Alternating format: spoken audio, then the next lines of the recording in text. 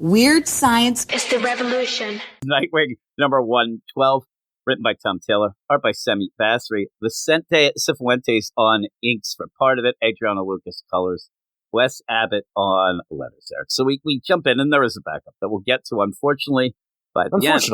Unfortunately. So this whole ending, this thing started where a copycat Heartless, which ends up being this kid's uncle, ends up killing the kid's father, which then gets a twisted and turned idea of who's going to get a company. That falls apart in my mind at one point that I'll explain to you in a little bit. But the big play is this kid kind of is left an orphan, but more is, Aiko.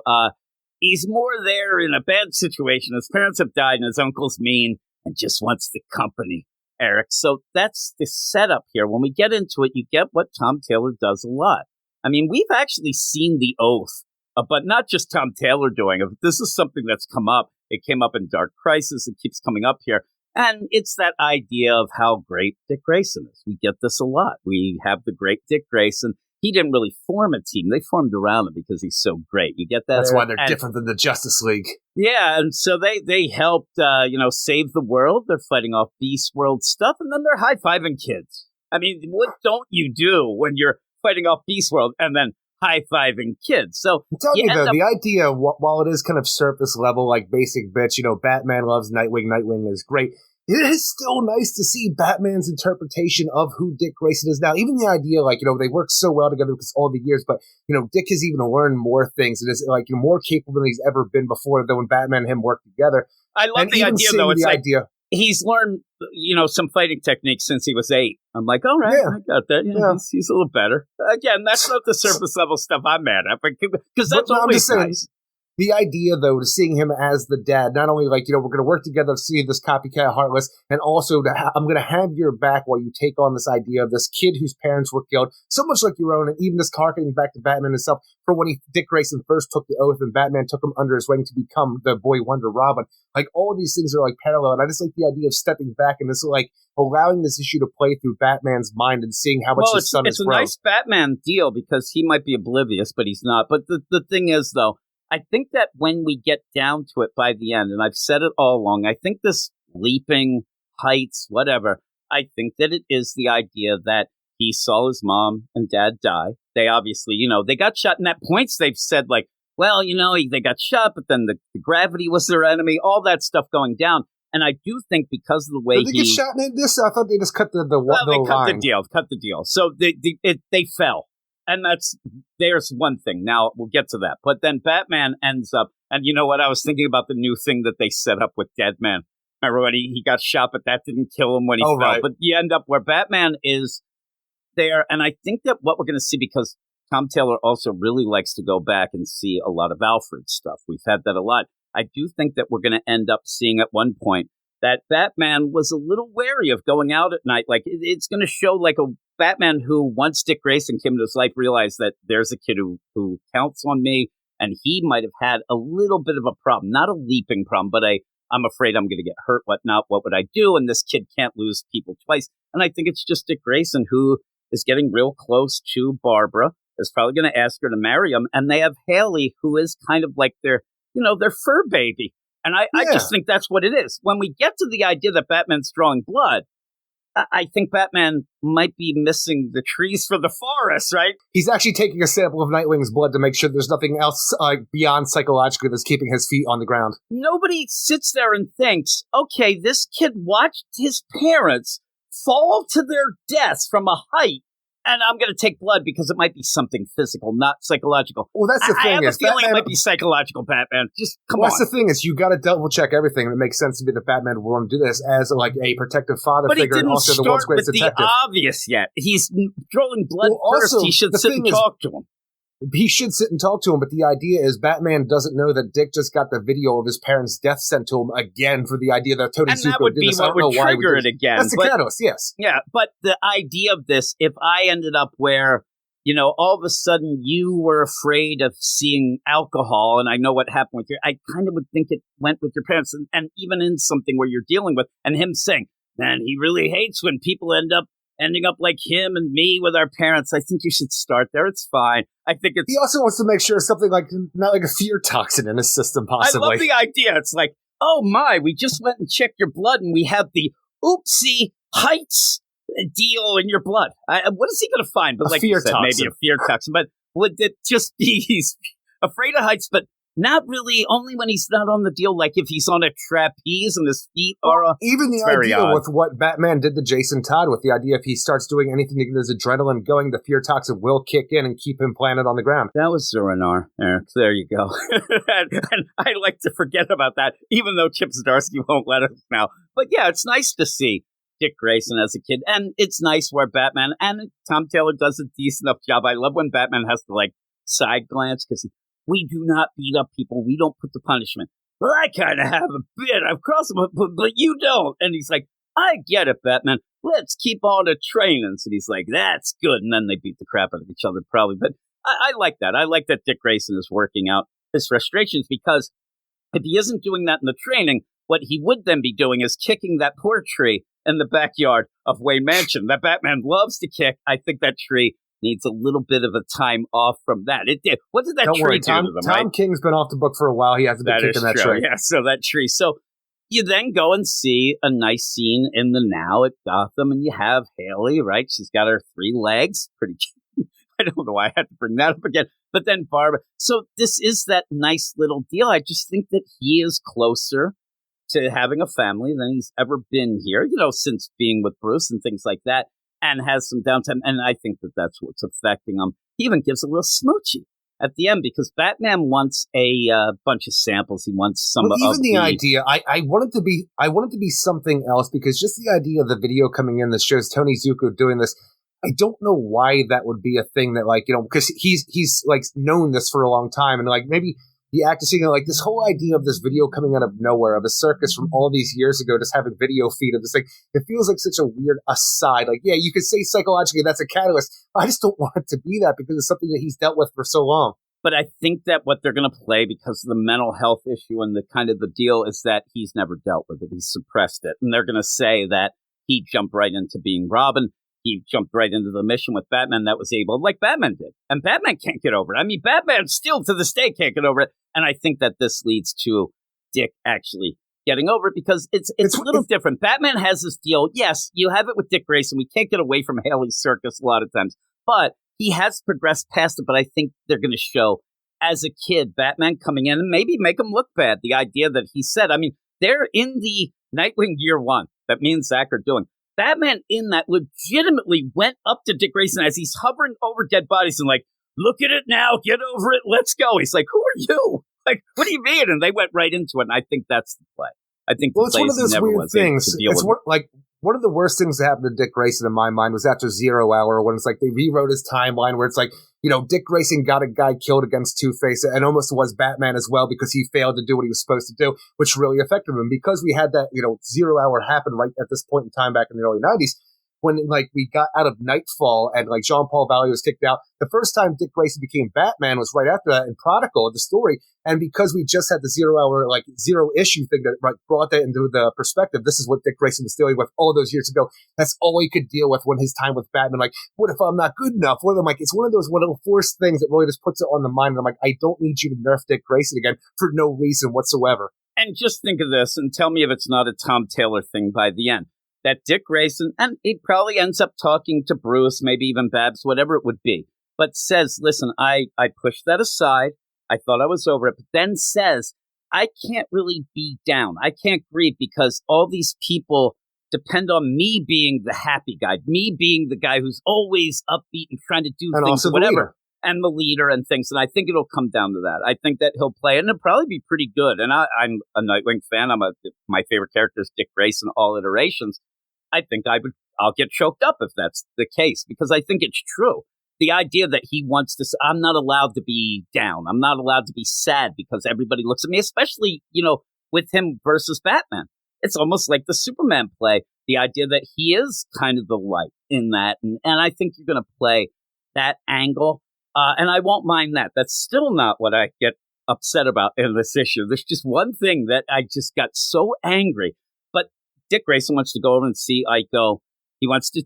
Things aren't sitting well with him. He thinks that the uncle and again, there's not much detective work going not on. Not even that whole thing, because so. at this point in time, he just wants to talk to Aiko if he remembers anything of his father's, car accident and stuff like that. At this point in time, they have no reason to suspect like Aiko's Uncle Locke or any of those things. It's a little weird because of the way that it didn't feel like that was Heartless that did it, and there was seems they have a little bit of a. I said car accident. Yeah, it was Heartless. I don't know why. The whole point of the story is that. And, I said car accident. I don't know where I got that from. Well, the car accident's the mother. His mother. Yeah, exactly. So they say that. So they go. He goes over. Batman's there as well. They go to the apartment. Nobody's there. We saw that the uncle was like, "You pack your bags. Let's go." Nightwing involved. We got to get out of here now. Which is my main concern with this, because I don't know if you're just trying to make the kid feel bad about talking to Nightwing and Batman and stuff like this. But when Nightwing and Batman go to the apartment of his uncle where the kid's supposed to be and the uncle's supposed to be, they're cleared out. But for some reason, Uncle Locke left his laptop behind, which Nightwing with Oracle Tech is able to quickly get the password and get in. They're like, oh man, he set up the plane tickets 2 weeks ago. So I'm like, so you're not leaving because of the Nightwing problem. It's just, or you're just trying to make the kid feel bad. And you have all these people, there's a lot of holes in this because they're leaving like, oh my God, we got to get the hell out of here. But yet when they go, it's already like set up that they're, oh man, you're going to run this company, which also Why would feels he leave weird. His laptop? And he left his laptop computer, and then also you and Aiko left his pencil box. And who would leave a Nightwing pencil box? I love that Nightwing goes in and finds this note, help.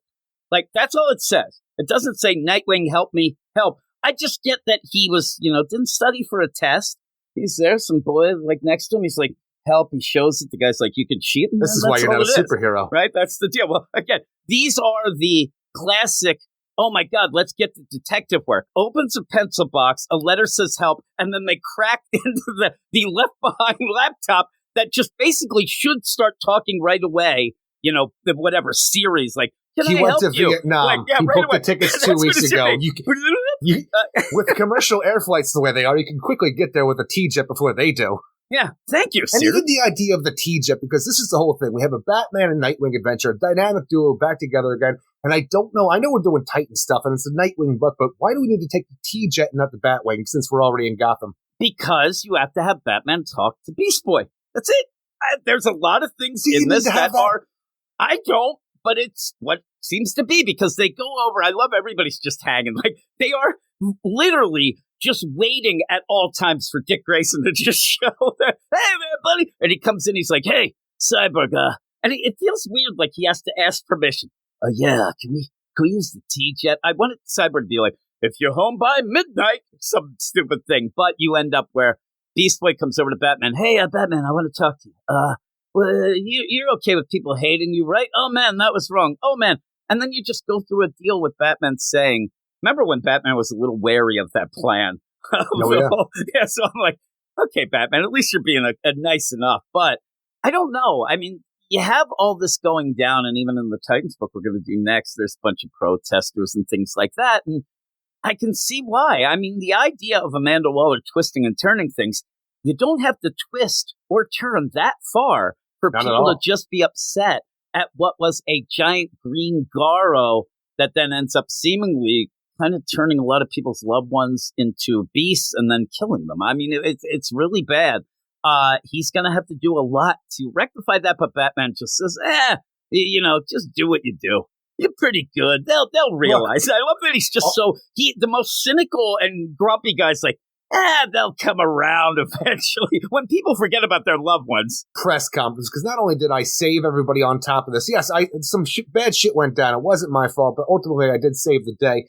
But you know what? Even before that, when the Dark Crisis was going on, I took a bullet to the freaking eyeball. Don't worry, I healed up fine, but I took a bullet to the eyeball for you people. And then they're like, I think that he went into unauthorized psychological help from Power Girl, who punches star portals. I don't like this. They're all yelling. So the T-Jet goes, and that's where, like, there's things in this that almost feel, and we say this a lot, where somebody's writing an issue, and then they realize as they're writing it, they won't go back and change things, but it feels weird, like, hey, thought you were afraid of heights. Like Batman's calling about it. He's like, no, as long as I, like, have my feet on something, I'm okay. And then Batman's like, okay, I'll make him a platform. He'll have his feet on things all the time. But it was kind of a weird play. And then he's like, I need your blood. We'll get you all right, let's see what goes on. So, yeah, really. Then we go and you get Oracle has been looking into Aiko, the uncle. And this is, again, I don't know how things work fully, but the idea that the mother, they say, Aiko's mother ended up, when her father died, got the inheritance. I don't know why. Inherited the company. At this point, I don't know why the uncle, just say that the uncle was a dissed brother of the mother who got pushed aside. It would make way more sense to me than this down the line of then the dad took over, right? Because then the mother died in an accident. We think that the uncle killed the mother. It gets wacky. But then the dad didn't want to, because now we're like, well, why would they be in Gotham? Oh, it's because the dad didn't want to go to Vietnam to run the company, right? Because Aiko has friends. Where was the mother then? Were they divorced? Was the mother just working in this company in Vietnam?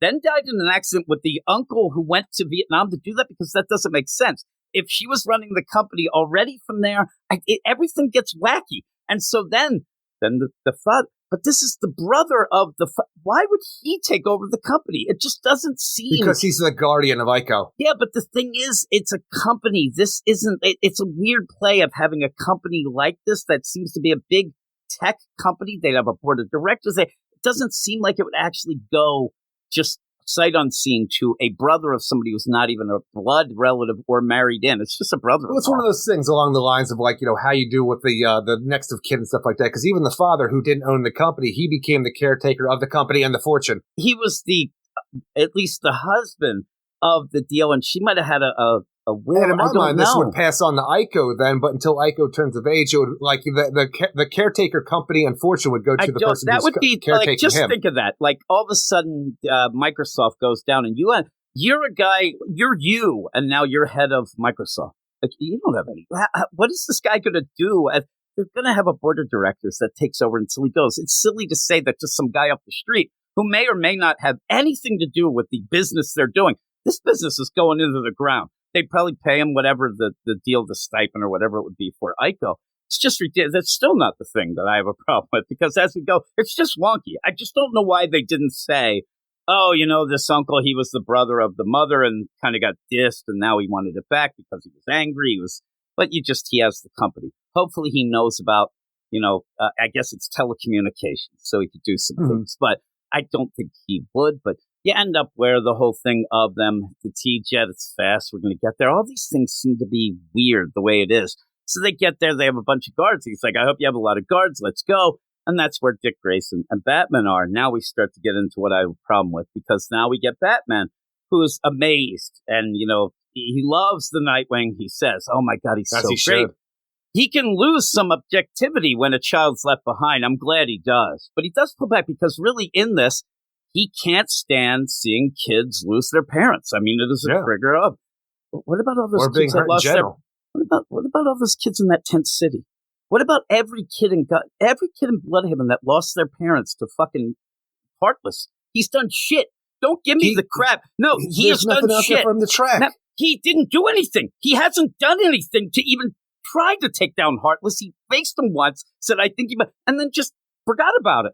And in this, he's mad about one kid, all those kids. Plus, if he would have taken care of Heartless, this might not have happened, because the uncle used Heartless as an alibi type deal to do a copycat deal, so the cops wouldn't know. Off they went. Everything goes back to Heartless, but Dick Grayson cares about this one kid. It's bullshit. I like right this now issue he does still. Because investigating Heartless, but he even said in the previous issue that he was trying to take down Heartless, but all the things dried up. He hasn't heard anything. There hasn't been any victims, nothing for him to get a lead on. Again, too, since we had Heartless, Tom Taylor tried to play the idea. It's been 2 weeks. He said at that point, yeah, I had him that one. It's just Tom Taylor bullshitting, because he never did anything with that. It's just there. I don't care if Tom Taylor says it dried up. That doesn't matter anyway. He would still be trying to do something, even in the point where B is going and looking into it for him, and he does nothing. It just is ridiculous that you had this, because then eventually he'll do the same thing with Heartless. You did this kid, and we'll be led to think, oh my God, he might kill him, whatever the deal. But we're seeing it here. I just think it's ridiculous that he has let Heartless go and do whatever, and now he's going to be mad because of a copycat of something he should have taken care of before. It's still nice.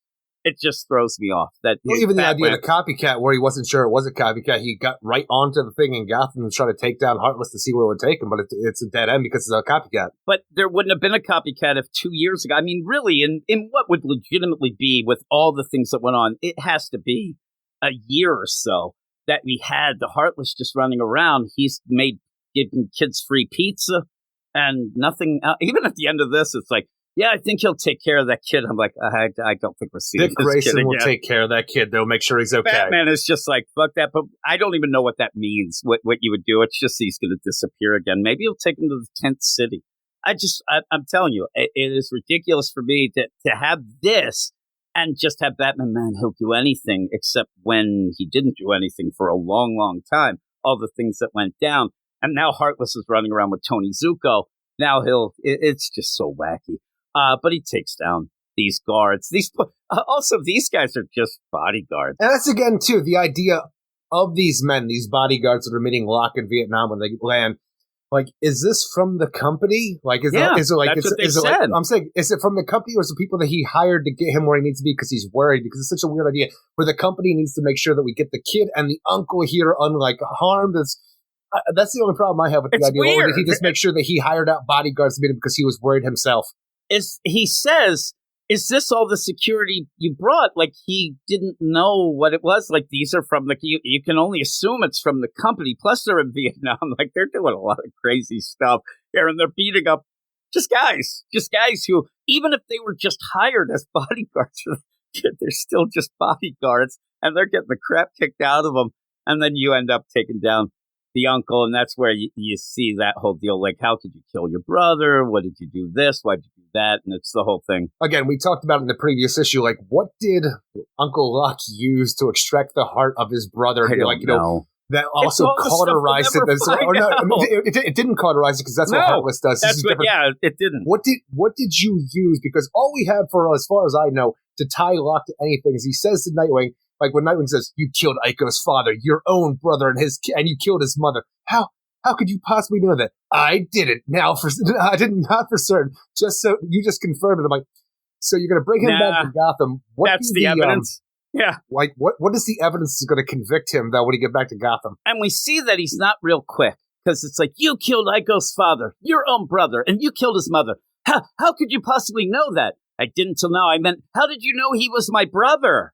Right? That's all I thought. None of the other stuff there, Nightwing. I didn't do it. Like you said, they're, and if the whole play is that, no, we're counting that as Heartless, I don't know what you're going to have on this guy. Like, in the side of the room that he left the laptop, and also one of those, and if you could, picture this, one of those things that you plant trees where you stick it in and pull it together and pull out the dirt.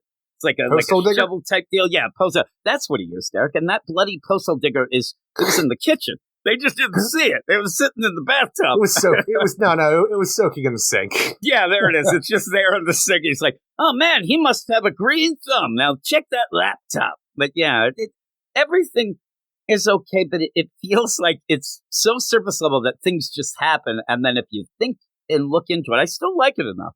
But when you think about things start to fall apart a bit. But I did get kind of angry that he didn't say, maybe at the end it would have been better for me as like, you know what? This Heartless shit stops now. Because that's what we're going to. We're ending Tom Taylor's run, and that's the whole thing of it. Maybe he should have said, and Batman, you know what? You always help the kids with the families. He's like, no, I haven't. I have, been a jerk, and I better go get that Heartless. We'll see how the trail opens up again. I just think Heartless, because it's just gonna, and it's with Tony Zoo. It's weird, but yeah, Batman. He's creaming his jeans. He thinks that there's Dick Grayson is the bee's knees.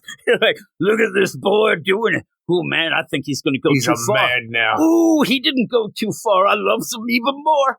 Oh man, Damian just went down the list. Dick Grayson, you're back on top. You see the list, and there's like just random people, and then Jason Todd. Jason Todd is actually at this point Batman's 15th favorite Robin. There's just a lot of blank spaces with question marks. He's just going to wait for the next one. Yeah. He's like, I don't even think that Carrie Kelly's was a Robin in this continuity, but she's better than you, Jason. But that one time in the continuity where I saw that she was dressed like a Robin for a Halloween costume. I thought to myself, she's better than Jason. Just saying that Steph would be like, remember that hot weekend? It's been a weekend than anything with you, pal. I think it was a little over 2 months that she was robbing. Yeah, it wasn't very much, but she was there, right? She's there. I liked when one of my favorite moments with Batman gushing about people was when just offhandedly he thought Cassandra King could kick my ass. Yeah. I think it was in Tynant's Detective when he's like, and then it felt like he was like, better start doing something with her before she gets mad at me. Let's go to the ballet. But yeah, you end up with him, saving Aiko. And then Aiko's like, well, what happens now? They're like, well, the company actually goes to, like, what does happen now? Is there an aunt?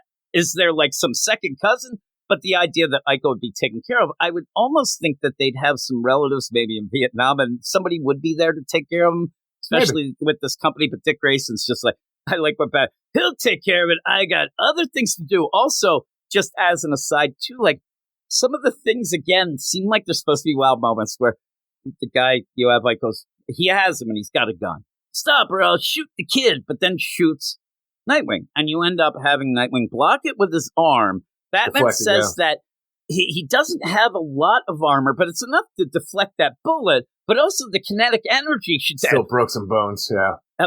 Actually, the weird thing, I want to think that, but when he says it, it almost feels like he's like, it's going to knock him down. It didn't knock him down. He is awesome.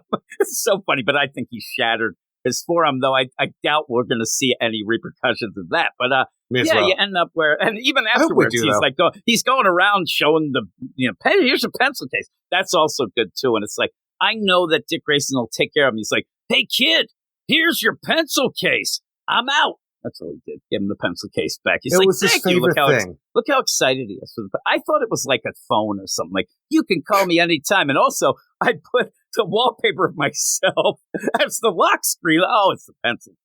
He's like, thanks. Now I have my pencils. All right. I was going to go with my uncle while he was a bad guy. I was going to be rich, bitch. What's going to be like this whole thing? What are you going to do? But yeah, at the end, he's all excited to, get on the T-jet, and the poor uncle looks like Ram V. He can't even talk now. They actually taped up his mouth. Taped his mouth shut. He can't talk because he's a jerk. But yeah, he was bad. He was bad. They'll probably end up, figuring out that the mother's, deal as well, even though, I don't know, maybe that's a cold case, Eric. Maybe it was just that was closed. I don't know. But at the end, it's the end, and Batman's smiling. He thinks Dick Grayson is the bee's knees. So we then get a backup. What's going on with this? It's Michael W. Conrad and it's Francisco Francavilla on art and colors. And Jesus Christ, just get out of here. It does so nothing bad for anybody. It's bad. I don't enjoy the art. The story is awful. I'm like, why does this have to be a thing? It just brings down the overall Nightwing book. The story isn't awful, Eric. There's no story. That's how bad. It's so bad. Yeah, that's $1. It's not worth $1. It's not worth it. Doesn't make me holler. But what would you give this overall? Overall, I enjoyed the main issue. I think the art looked great. I like the way that it depicts Nightwing through Batman's eyes. Because, yeah, it's a little cheap, I guess, just for the whole wow factor of having Batman and Nightwing together. But it's a nice issue. And I think, we're on the stretch to get us back to the idea of, all right, it's time to finally take out Heartless. We know we're coming there, but it's just a nice way to get there, for a little 2-issue, mini like this, a little mini arc to get us on the path and also give us some good Batman Nightwing action. So 7 out of 10. Yeah, I'm a 7 out of 10 as well. Like I said, I still like the concept. I like seeing Batman being proud of Dick Grayson's fun. But again, if you really want to get down to the nitty gritty of it, it is kind of an encapsulation of the whole run. Everybody's saying, including Tom Taylor, how great Nightwing Dick Grayson is. But I don't mind it from Batman because he doesn't often say that. So it's nice enough.